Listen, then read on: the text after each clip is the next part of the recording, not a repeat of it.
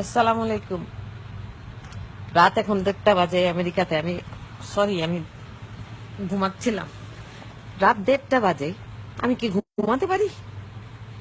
পুরা তো আমার ফোনের মধ্যে তো খালি চক্করতেই দিতে থাকে, phone number phone number phone number, যে খালি ফোন কল আসতেছে।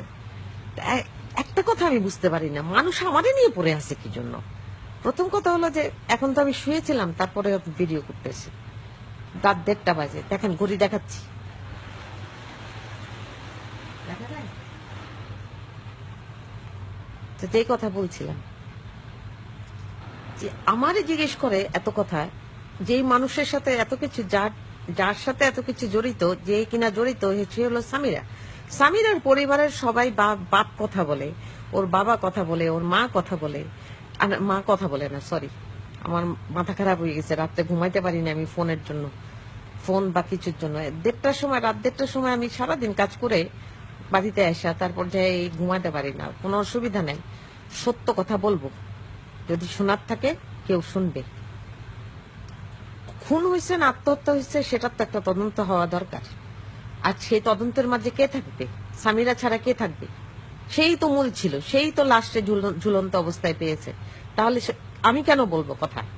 ওরই তো কথা বলা দরকার। ওর বাপ কেন কথা বলে? ওর হাজবেন্ড কেন কথা বলে? আমি তো কথা বলি আমার নিজের মতো, আমার তো কেউ কথা বলে না। আমি যদি খুনি হই, তাহলে আমি কি কথা বলতাম? আমি তো লুকায় থাকতাম। মানুষের কি বুদ্ধি আছে বাঙালির?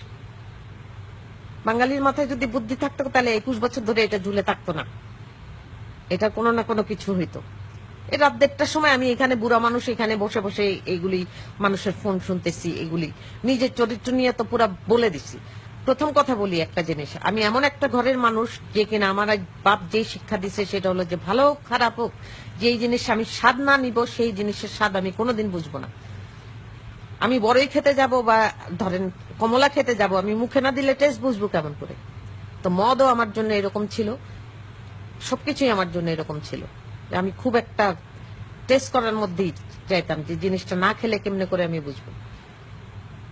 আর অসুস্থতা, বুড়া বয়সে তো অসুস্থতা হবেই। আর মানসিক অসুস্থতা, আরে আমেরিকার মতো জায়গায় আত্মীয় স্বজন কিছু নাই, ভাই বোন মা বাপ কিছু নাই, 14 বছর ধরে, এমনিই তো আমার মাথা খারাপ হয়ে যাওয়ার কথা। ঠিক নাকি? কথা ঠিক বলছি? আমার কি কেউ আছে এই জামাই ছাড়া এখানে? আর জামাই কি আপন হয় নাকি? নিজের বাপ ভাই বন্ধু বান্ধব সবকিছু ছেড়ে আমি এই আমেরিকাতে পড়ে আছি 15.5 বছর ধরে। বাপ মারা গেছে তাও দেখতে যাইনি। এগুলি কি ফাইজলামি নাকি?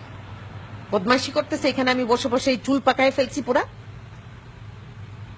অসভ্যতা পাইছে বাঙালি, চরিত্র নিয়ে টান মারে। এই মানে যেই যেই জিনিসের নোটিস করার কথা, যেই জিনিসের পুরা মন দেওয়ার কথা, সেটা হলো যে সালমান শাহ মারা গেল কেমন করে। তা না, আমার চরিত্র হরণে লাগে গেছে সাংবাদিকরা সবাই মিলে। আমার চরিত্র হরণ করে কি লাভ হবে? আমার কি বাঙালি চিনে? ঠিক আমি বাঙালির সাথে মিশি? আমি আমেরিকাতে থাকি, আমার আমার মতো আমি আমার জীবন কাটাই। আমি কাজ করি, বাড়ি আসি, খাওয়া রান্না করি, ঘুমাই, টিভি দেখি। তা আমি এই জীবন ছেড়ে আর সালমান শাড়ি নিয়ে পড়ে থাকবো কি জন্য? আমি কি রাজনীতি করতে যেতেছি বাংলাদেশে? না একটা মানুষের জবাব দিতেছি আমি।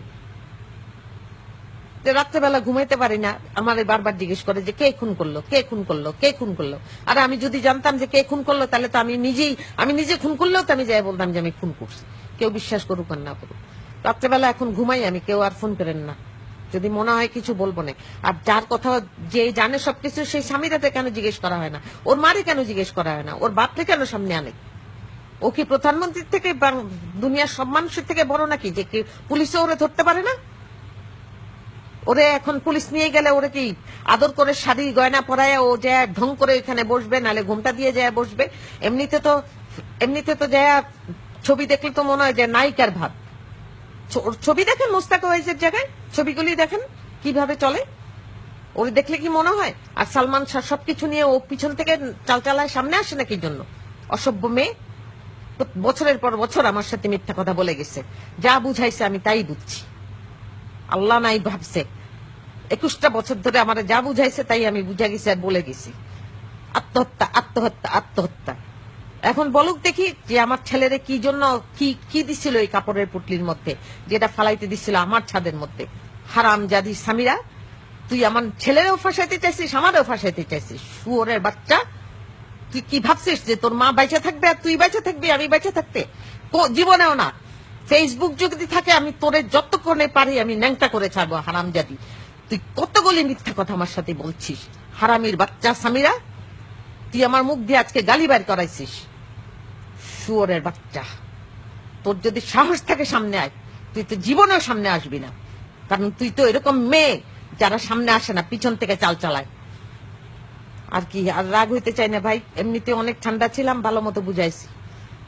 আর কেউ বুঝলে বুঝুক, না বুঝলে না বুঝুক, আমার কথা আমি বলে যাবো। দূর থেকেই বলবো, ফেসবুকেই বলবো, একটা একটা মনে হবে তো এক একটা লেখা লেখা বলবো ইনশাল্লাহ। আর কেউ ডিস্টার্ব যেন না করে। আলহামদুলিল্লাহ আমি এখন ঘুমাইতে চেষ্টা করি না, আমি মনে হয় আমি দেখি আমি কি করবো না। যাই হোক, এই বুড়া বয়সে আর কষ্ট দিয়েন না। চুলগুলি দেখছেন নাকি আমার সব পাইকে গেছে। আর চুলও ঠিক করে না, আছড়াই না, কি করি না। কালকের থেকে নিজের যত্ন নেওয়া শুরু করবো ইনশাল্লাহ, যেন কথা বলতে পারি। আলহামদুলিল্লাহ, আসসালামু আলাইকুম।